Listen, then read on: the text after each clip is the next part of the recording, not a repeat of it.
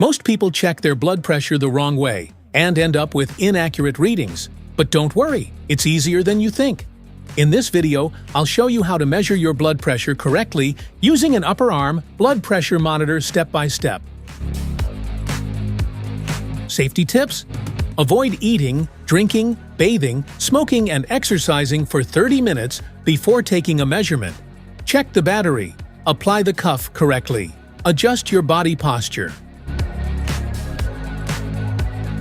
How to measure your blood pressure. Step 1. Connect the cuff with the monitor. Wrap the cuff around the upper arm with the cuff tube pointing downward. Step 2. Make sure the cuff is about 1 finger above your elbow and fits 1 finger between your arm and the cuff. Step 3. Position your arm so the cuff is at the same level as your heart, and sit down with your back supported and feet flat on the ground. Step 4.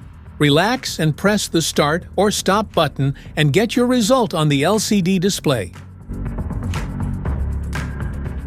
Stay on top of your health with accurate readings. If you enjoyed this video, give it a like, subscribe, and thanks for watching.